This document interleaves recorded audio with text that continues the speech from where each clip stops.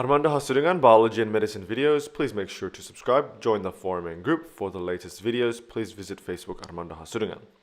In this video, we're going to look at gas exchange.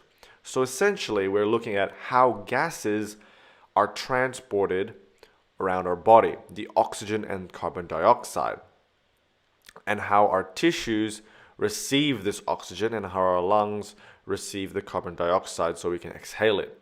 So let's just begin this journey with the lungs here, and here I'm drawing the heart as well, and also tissues. So here is our tissue, our heart, and our lungs. After the tissue has utilized or used oxygen, the blood will then return to the heart. The blood returning to the heart is deoxygenated blood because it contains, you can say, low oxygen. The oxygen has been used by the tissue. Now, the blood leaving the tissues in order will be venules, veins, and then as it enters the heart, it can either enter through the inferior or superior vena cava. So it will enter the heart, and then from the heart will pump this deoxygenated blood through the pulmonary artery. So why is it called deoxygenated blood? Well, it's because we have more concentration, you can say, of carbon dioxide compared to oxygen. Or it's properly said, we have a higher partial pressure of carbon dioxide compared to oxygen. That is why they are deoxygenated. As the deoxygenated blood enters the lungs, the blood will offload the carbon dioxide, and then the lungs will reoxygenate the blood, essentially putting in more oxygen into the blood, forming oxygenated blood. And this oxygenated blood supply will then go back to the heart through the pulmonary vein. So if we look at the partial pressure of oxygen and carbon dioxide, again, we can see that we have higher amounts of oxygen compared to carbon dioxide. So as this pulmonary vein brings this oxygenated blood back to the heart can then pump this oxygenated blood to tissues or around our body. First of all, through the aorta, then the arteries, then the arterioles, where the arterioles will then form capillaries and then into tissues. And if we look at the partial pressure of gases in this oxygenated blood supply, we can see that we have higher amounts of oxygen compared to carbon dioxide. And so within the tissues, again, we have oxygen being offloaded into the tissues, so the tissue can use it as energy, and then carbon dioxide released back into the blood as a byproduct. And within the tissues, if we look at the partial pressure of the gases, we have slightly higher amounts of carbon dioxide compared to oxygen. Carbon dioxide and oxygen are transported mostly within red blood cells. Now let's zoom into this area here and see how the red blood cells offloads the oxygen to the tissues, and how the tissues will then offload the carbon dioxide back to the blood, and how carbon dioxide is transported. So zooming into this area, here we have the tissues, the cells of the tissue. And here I'm drawing the lining of the blood vessel. So in red here. This means that here is the blood, and here is the interstitial fluid.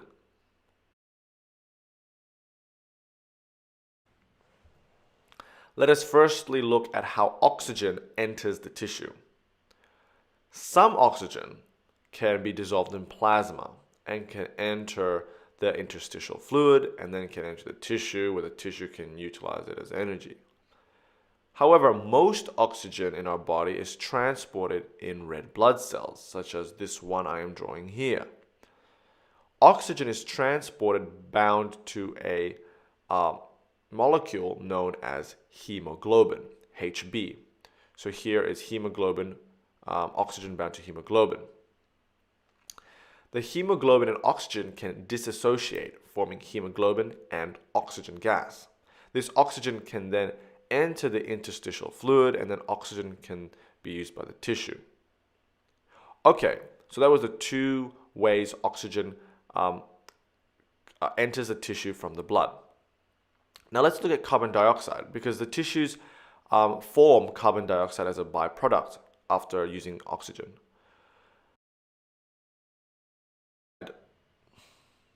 Some of the carbon dioxide, or very little amount, can actually just enter the blood and just be transported through plasma.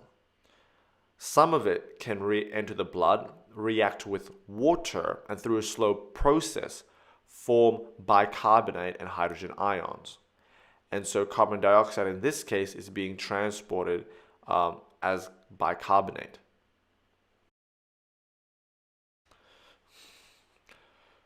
However, most of the carbon dioxide will actually enter the red blood cells, and then here it will react with water. Within red blood cells, you have these membrane-bound enzymes called carbonic anhydrase, which will, through a fast process, convert carbon dioxide and water to form bicarbonate and hydrogen ion.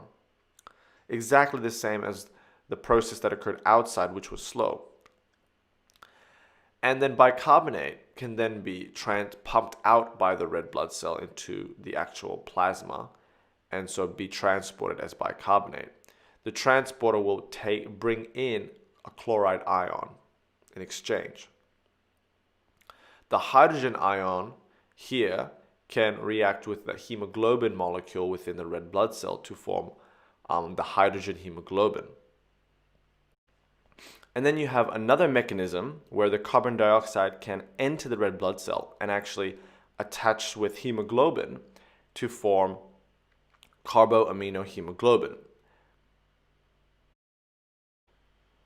So now if we're going to look at the ways carbon dioxide is transported in the blood, we know that there are at least three mechanisms. The first is that carbon dioxide can dissolve in plasma, about 10% of it, which is this one. Or carbon dioxide can react with a hemoglobin within red blood cells to form carboaminohemoglobin. And this is about 20% of the carbon dioxide being transported this way. And the last, which is the major mode of transportation for carbon dioxide, is as bicarbonate in plasma. And this is about 70% of the carbon dioxide. But again, forming bicarbonate, there are two ways. One is that it can be formed in red blood cells, which is a fast process, or it can be formed in the plasma itself, which is much slower. Now, it's also important to understand that carbon dioxide and pH is also very much related. If we have an increase in carbon dioxide, this will actually cause a decrease in pH, which means that it will make the blood acidic. If we have a decrease in carbon dioxide, this will make the blood much more alkali, so an increase in pH. Why is this? Well, first of all, let's just pretend that we have more carbon dioxide. If we have more carbon dioxide, this will shift the reaction to form more bicarbonate and hydrogen ions. If we have more hydrogen ions, this just means that it will be more acidic. So that was looking at how carbon dioxide gets transported. Now let's look at how carbon dioxide gets offloaded, and then how oxygen is transported in a bit more detail. So to look at this, let's go back to the lungs here and zoom in. The lungs are made up of branches of bronchioles and the ends of them called alveoli, or an alveolar sac. So the this cluster of alveoli, they have blood supply, essentially the pulmonary artery coming in and then the pulmonary vein leaving. So let us zoom into this area here where gas exchange takes place within the alveoli. So here I'm drawing the cell lining of one alveoli, which is known as an alveolus, and then here I'm drawing the boundary of the blood vessel, and here we can find the red blood cell. So here's the alveolus, here is the blood with the red blood cell, and here's just a fused membrane, which is a thin gap. Before we continue, we have to understand that the alveolus is the lung. So it is what it is a structure that receives the carbon dioxide and that offloads oxygen into the blood. So, let's first begin by looking at how carbon dioxide is transported from the blood back into the alveolus, into the lungs, so that we can exhale the carbon dioxide. So if you remember from the previous diagram, some of the carbon dioxide is transported through plasma, so this carbon dioxide can just enter the alveolus. A majority of the carbon dioxide is actually transported, if you remember, in the blood as bicarbonate. And so this bicarbonate can react with hydrogen ions in the blood and through a slow process form as an end product carbon dioxide and water. The carbon dioxide can then just enter the alveolus. Of course, some of this, actually a lot of it, or however much of this bicarbonate in plasma can actually enter the red blood cells through a transporter, which will bring out chloride ion in exchange. Within the red blood cell, bicarbonate can react with hydrogen ion, and through a fast process and with the help of the enzyme carbonic anhydrase, the bicarbonate and hydrogen reaction can form carbon dioxide and water. And it's fast compared to the outside because there's an enzyme present. And then this carbon dioxide can then just exit the red blood cell and enter the alveolus.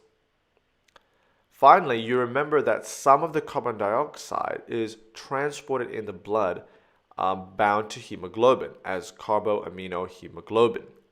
And so this will dissociate, and then the carbon dioxide, after it's dissociated with hemoglobin, can then enter the alveolus. Okay, so now we have a lot of the carbon dioxide in the alveolus. Our lungs will exhale this carbon dioxide, and then we'll inhale oxygen. So oxygen enters the alveolus, and then oxygen can be transported via two ways. A small amount of oxygen will be transported in plasma, just enters the plasma. However, most of the oxygen will actually enter the red blood cell and then bind to hemoglobin, hydrogen-bound hemoglobin, and then this will form essentially your oxyhemoglobin. And so this hydrogen ion is the hydrogen ion that supplies the bicarbonate reaction here. So again, just to stress what I'm trying to say, oxygen transport occurs through two ways. It can be dissolved in plasma, which this is less than 2% of oxygen is transported this way. Most of the oxygen is bound to hemoglobin, which is 98% plus. And this brings us to the last concept, which is called oxygen saturation. Now, oxygen saturation is a kind of an important term to know because it's essentially referring to the concentration of oxygen in the blood. And normal blood oxygen saturation levels should be at least 95 to 100%. Thank you for watching. I hope you enjoyed this video on gas exchange. The next video we will look at is control of respiration.